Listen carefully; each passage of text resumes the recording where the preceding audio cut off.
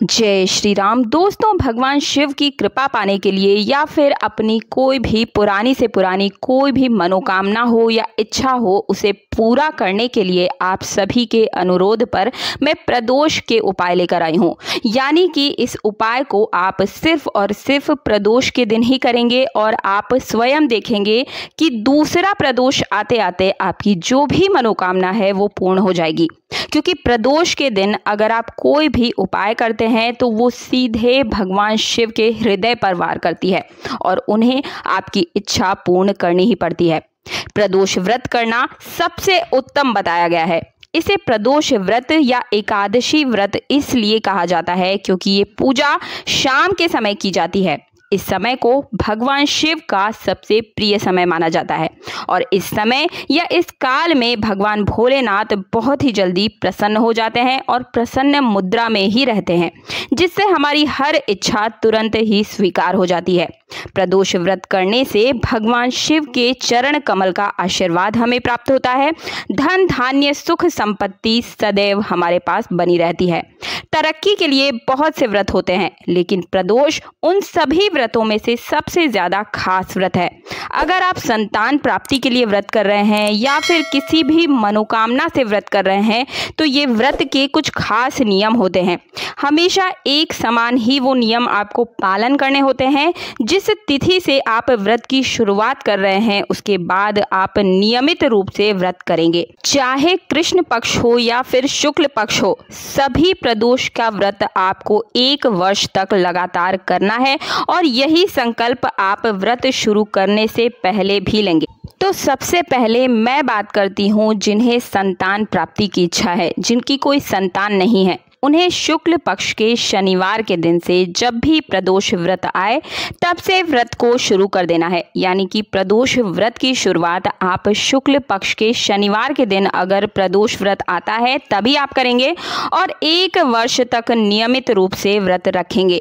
जरूर ही आपको संतान की प्राप्ति होगी, 100% इसकी गारंटी है।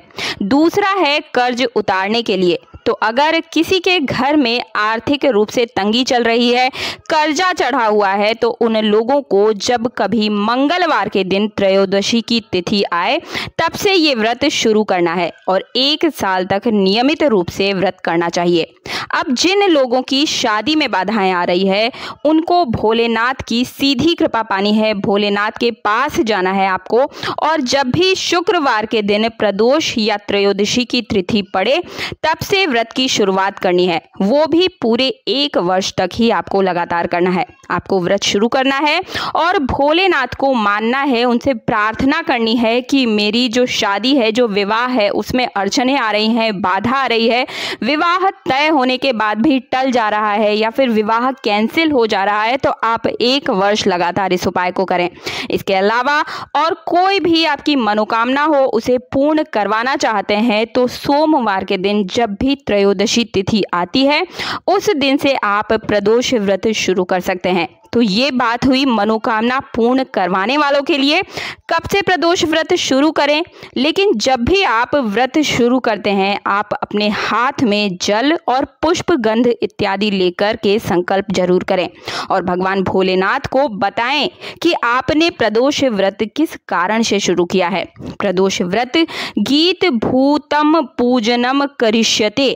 जी हाँ दोस्तों, प्रदोष व्रत गीतम भूतम पूजनम करिष्यते। इस तरह से आप अपने हाथ में जल फल पुष्प इत्यादि लेकर कामना करें कि आपकी मनोकामना को भोलेनाथ पूरी करे और वहां आप संकल्प लीजिए कि आप 1 वर्ष तक लगातार आप पूजन करेंगे और व्रत करेंगे। ये पूजा शाम के समय की जाती है। प्रदोष काल में आप स्नान कर लें और इसके बाद अगर आपके घर में शिवलिंग है तो आप वहां पर पूजा कर सकते हैं या फिर आप मंदिर में जाकर भी पूजन कर सकते हैं। अगर आप अपने घर में ही पूजा कर रहे हैं तो सबसे पहले आप शिवलिंग का अभिषेक करें, पंचामृत अर्पण करें, बेल पत्र और पुष्प इत्यादि समर्पित करें, चंदन अक्षत का टीका लगाएं, गंध और भस्म समर्पित करें, प्रदोष व्रत कथा पढ़ें और हवन करें। इस तरह से भोलेनाथ का पूजन आपको करना है।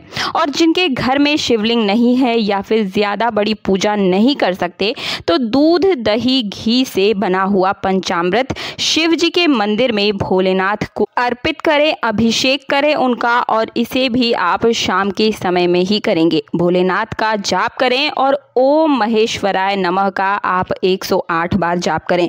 पूजा पाठ के बाद क्षमा याचना जरूर मांगे। पूरे दिन फलाहार करें और अगर चाहें तो रात्रि के समय बिना लहसुन प्याज का आप भोजन कर सकते हैं। इस तरह से बहुत ही आसान रूप में प्रदोष व्रत को आप संपन्न करें। और अब बारी आती है प्रदोष के दिन करने वाले उपायों की। देखिए, आप प्रदोष के दिन कोई उपाय तभी कीजिए जब आपके पास और कोई रास्ता ना बचे। ये लास्ट उपाय होगा, क्योंकि प्रदोष के दिन किए गए उपाय का 1001% आपको रिजल्ट मिलना ही मिलना है। अगर आपके पास कोई रास्ता नहीं बचता है तो आप मेरे द्वारा बताए गए इन उपायों को कर लीजिएगा। यदि आपको कोई शत्रु परेशान कर रहा है या फिर आप उससे उबर नहीं पा रहे हैं, तो शिव जी का ये उपाय आप जरूर करें। आपको शमी पत्र को गंगा जल से धोकर शिव जी पर चढ़ाना है और इसके बाद वहीं बैठकर ओम नमः शिवाय का 108 बार आप जप करें। ये उपाय बड़े से बड़े शत्रु को भी आपके सामने झुका देगा। शिव महापुराण में बिजनेस के ग्रोथ के लिए भी उपाय बताया गया है। इसके लिए प्रदोष के दिन शाम को रंगोली वाले 5 अलग अलग रंग आप लेकर आएं और इनकी मदद से शिवलिंग में एक गोल फूल वाली रंगोली बनाएं। इस रंगोली के बीचों बीच देसी घी का दीपक जलाएं और अब हाथ जोड़कर महादेव का ध्यान करें और उनसे आपके बिजनेस यानी कि व्यापार को बढ़ाने की प्रार्थना करें। इस उपाय से रुका हुआ बिजनेस भी चल पड़ेगा। मुझे उम्मीद है कि आप सभी को मेरे द्वारा बताए गए आज के इस वीडियो से हर प्रकार की प्रदोष से जुड़ी हुई जानकारी मिल चुकी होगी।